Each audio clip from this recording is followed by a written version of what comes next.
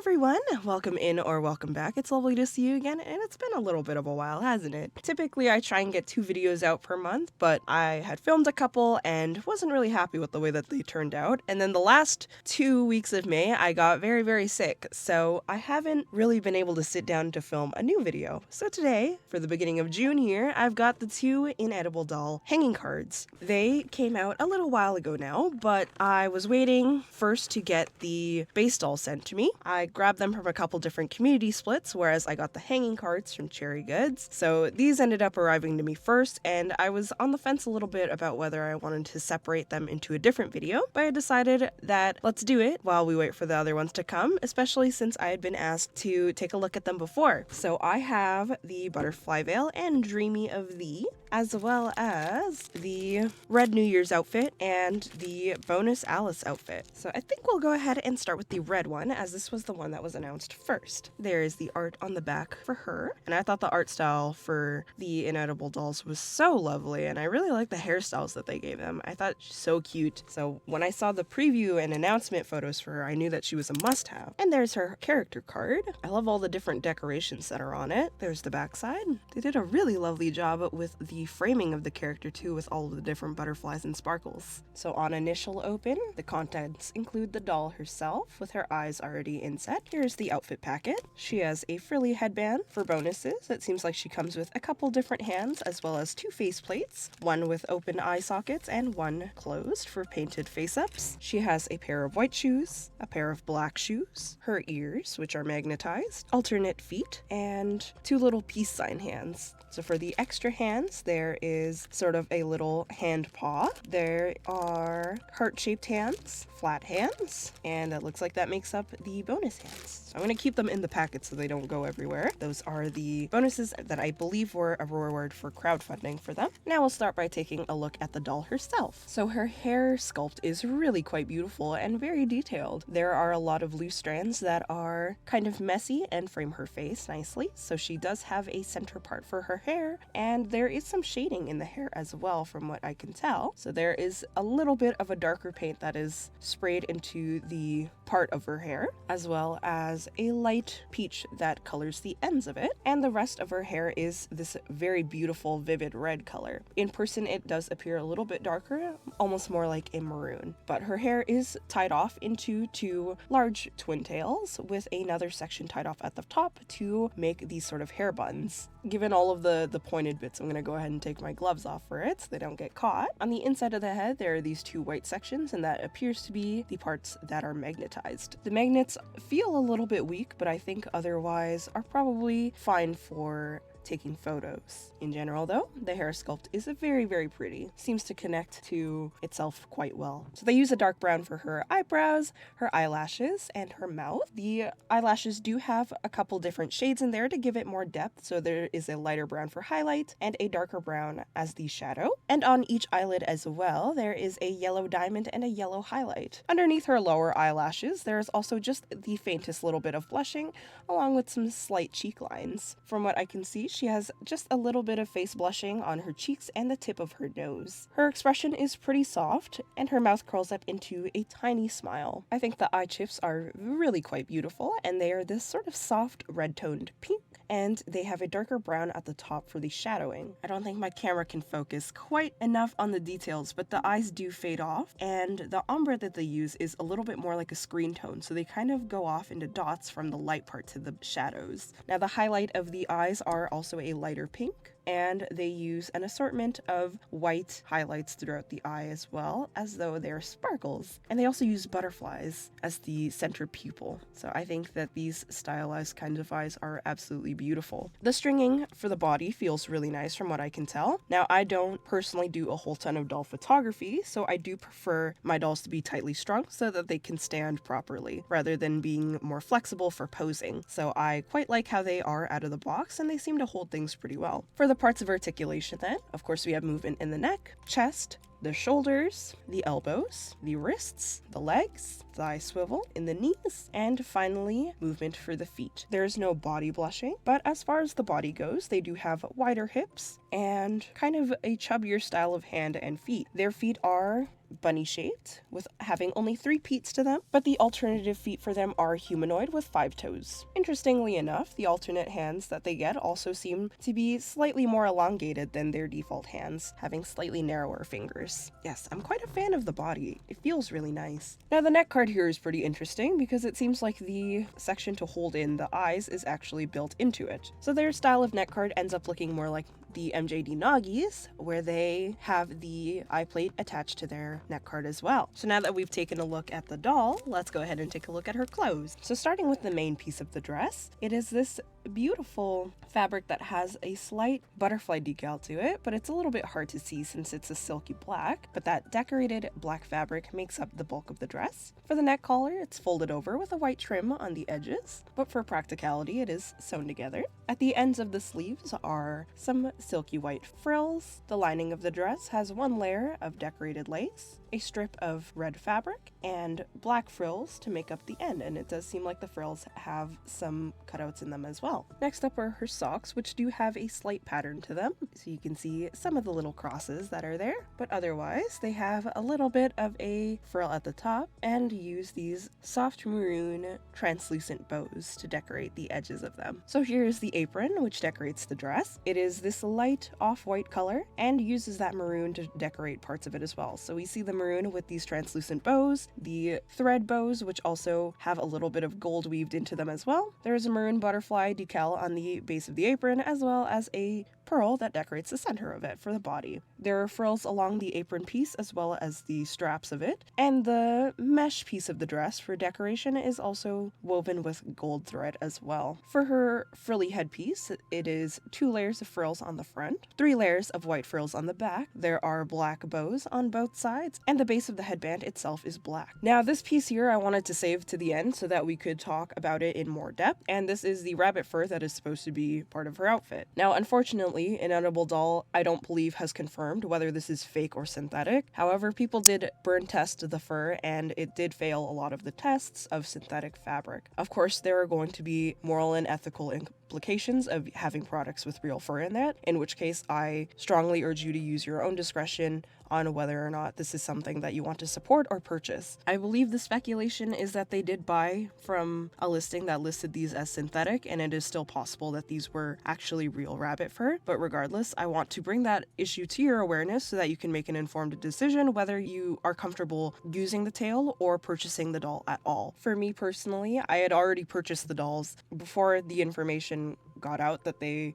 were potentially using real fur. There's conversation about whether or not the fur may have been scraps and therefore is a byproduct of other production, but regardless of what your stance is with whether you are comfortable with having a real fur product, I want to say to be respectful of anyone that you see, whether they are using it or not. And ultimately, because we don't know the full circumstances of what happened or didn't happen, that we can only use our consumer discretion and personal morals to say whether or not we are comfortable with something like this. However, after talking about all of that, when I flip it to the back, there is also nothing indicative of how this is actually attached. So to be honest, at least for this one, I'm going to opt to set it off to the side, but I'm not going to throw it away because I do think that that would be more wasteful. But since there's nothing indicative of how I actually even put this on, I'm gonna choose to set it off to the side. It's a black bunny tail and it's very soft. It might be synthetic, it might be real.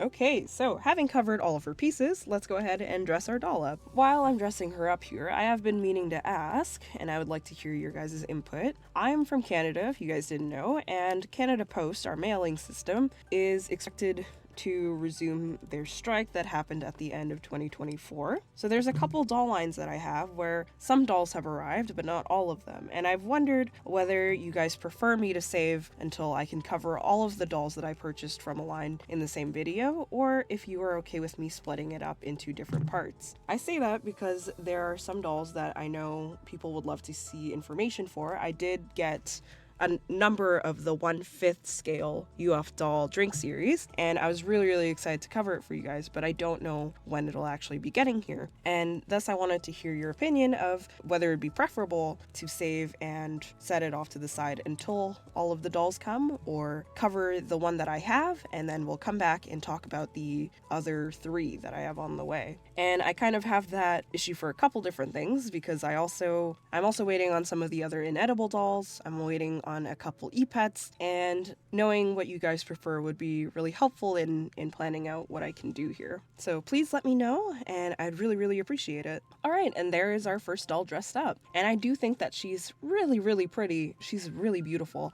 I love the outfit. I love the way that it looks on her, and I also really like just all of the detail that is in her while making her look very balanced. Now, I do have a gripe with how weak these magnets are, and not only that, but that the headband itself is not magnetized. So it is supposed to just kind of sit on top of her head, but that said, it is heavy enough that it can knock her ears off, and also doesn't stay on when I have a top-down camera angle. So that's a little bit annoying. If you were to have her in a doll bag or something, this definitely would not stay on, which means that you would probably have to putty this down. But I just don't love the way that it sits on her head with the ears, because the ears are not super strong. They're strong enough to work well for posing, but otherwise are quite easily knocked off. I do also think the general balance of the design looks really nice. I think even with her hair being very detailed, a lot of the details on the apron and everything still help bring attention to the whole design rather than having it overly focused on one section alone. I think visually she's an absolutely stunning doll, and there are parts of the doll that I really like. Because of the unique shape of the neck card and also the holder for the eyepiece, there are little indentations on the head, and they slide in very nicely and also keep the eyes aligned really well. I also really enjoyed the stringing for this doll. I found that it felt very smooth and is pretty suitable for my uses then. So despite my gripes, mostly the headpiece and the bunny tail, which doesn't even have anything on it for me to attach it to, so now I just kind of have this piece of fluff. I think that overall she's a very pretty doll. Now, compared to the Minties are just a little bit taller. The Inedible doll heads are also significantly bigger, which I had thought that the Minties heads were already a little bit large. I will dress her up in the Red New Year's outfit at the end here, after we take a look at our Dreamy of the hanging card as well. Here's the white and gold version of the hanging card art. Now, compared to the art, they did use a much darker black for the base of the dress rather than that sort of dark maroon color or dark brown.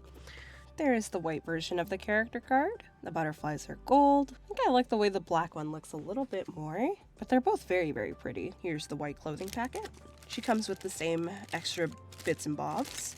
Looks like she comes with the same white shoes. She has a pair of white shoes, her headband, her ears, the same peace signs, and humanoid feet. Oh my god, she's so shiny.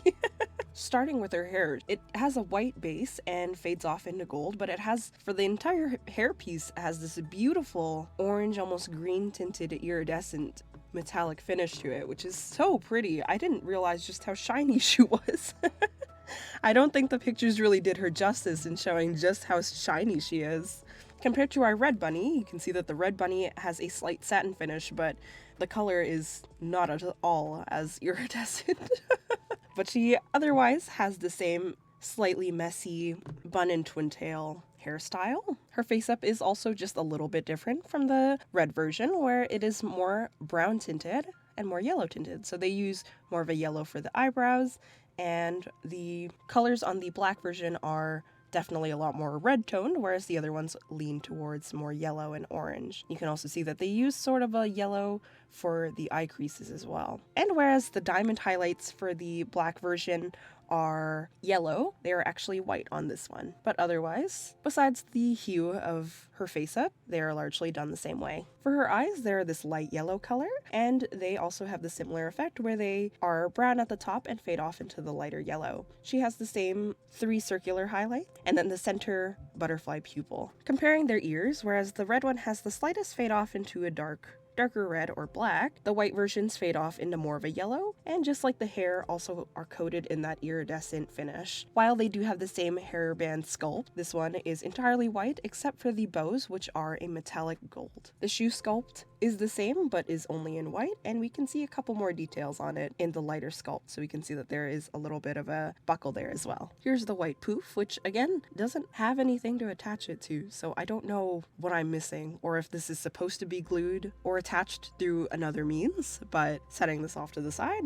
In the white version of the outfit, we can see a little bit more of that detailing that I was talking about. They sort of have a faint decorative pattern with butterflies on it. But yes, so the bulk of the dress is just white. We have the same sense of frills on the ends of the collars and also the sleeves. Lace at the bottom, I think, whereas the original one leans towards an off-white lace, this one is a pure white and uses off-white for that strip underneath it, and then just has white frills at the bottom. This apron has even more gold decaling than the other one did, but while the thread bows are white, the ribbons on the ends of the straps here are gold, as the same pearl in the middle, but the decal for the apron is also yellow rather than being red. The detailing of the butterfly is a little bit harder to see with yellow. And then the socks, which also have the similar bow in that sort of yellow gold toned color rather than red. So that covers everything that she comes with. So we'll go ahead and get her dressed up so that we can compare them side by side. Now, when the promotional photos of these dolls came out, I actually wasn't as fond of this yellow one as I was the red one. I think the red colors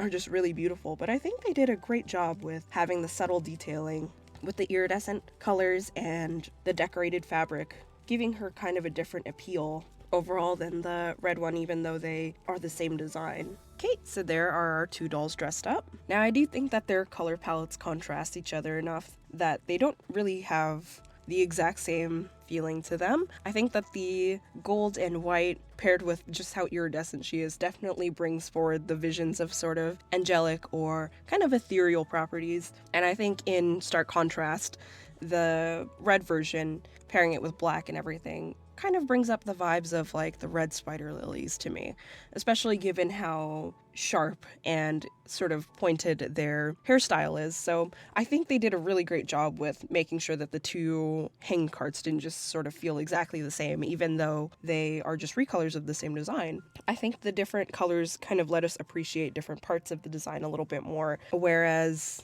the red kind of stands out amongst all of the black. A lot of the white details, even though they sort of blur together, let you appreciate some of the more subtle things that you get lost when you're using a really dark color. As a whole, I think the dolls are really beautiful. My main gripes being with some of their side accessories, in particular these two pieces, of course, and how unreliable it is or how unsteady the headbands are. So I'm choosing to take them off, even though I quite like the sculpt, and I find that the sculpt is quite pretty, especially with the metallic bow. I thought that was a nice touch. I do also like that they both come with the extra pair of shoes. I think that that's going to go really nicely with the alternate outfits that I want to put them in. Stringing and everything feels really nice, and I can see why they have to choose to do it a little bit stiffer, because their heads are quite heavy, so I think doing it looser might have them keel over a little bit. With that, let's go ahead and take a look at the two extra outfits that were released. So let's start with the red outfit.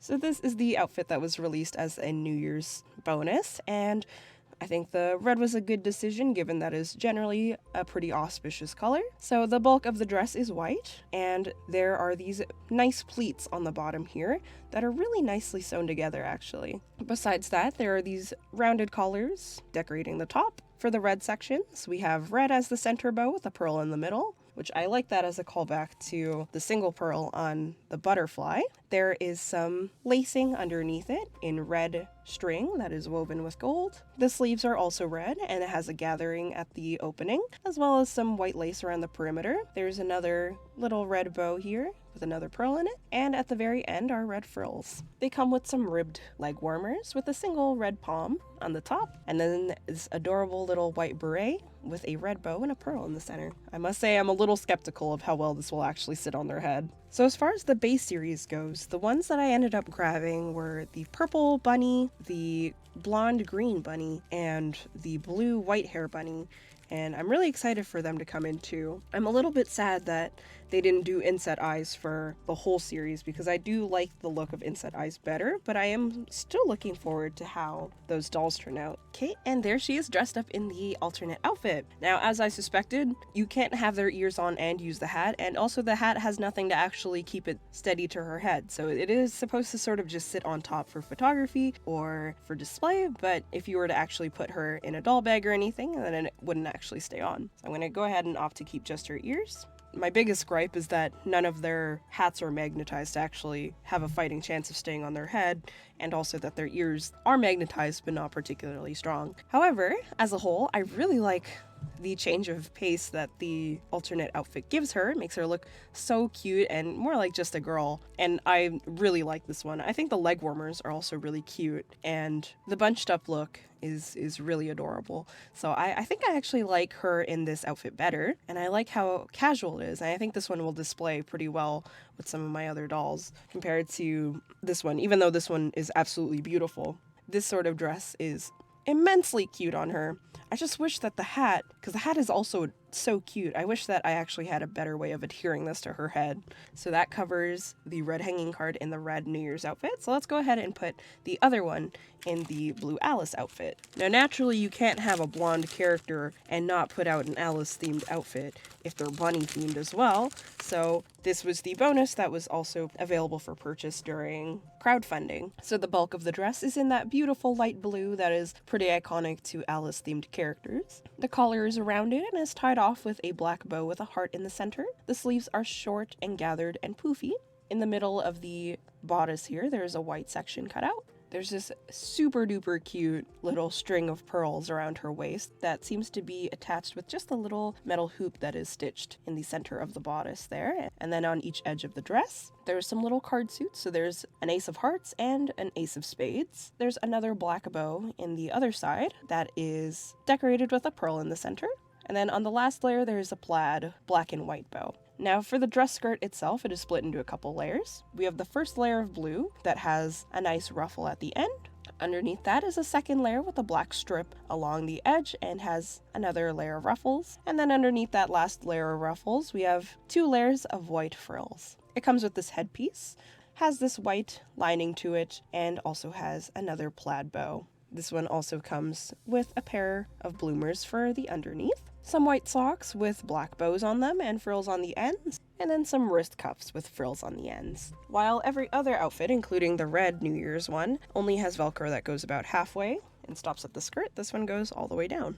Oh, I think to accommodate for how large their hips are, even though this Velcro piece goes all the way down, it's cut off into 2 sections. In general, I've found that the pieces I do like are really quite well done. And there is how she looks in the Alice outfit. I think we're gonna forgo this. Their heads just look a little bit empty when they don't have their ears on.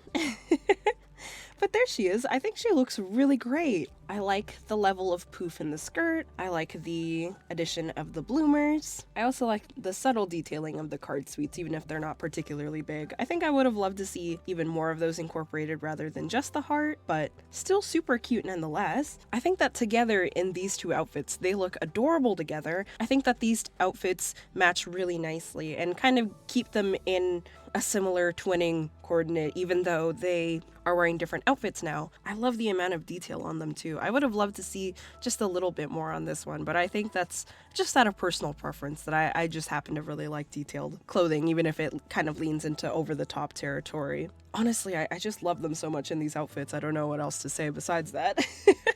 Even though I really liked their base outfits as well, I just really love how sweet and casual these 2 look in particular. As a whole though, I do really like the Moonfly dolls. Overall, I just think it's a bit unfortunate that there's a bit of ambiguity around the sourcing of the fur, and I hope that whatever conclusion you guys come to is one that you feel comfortable with.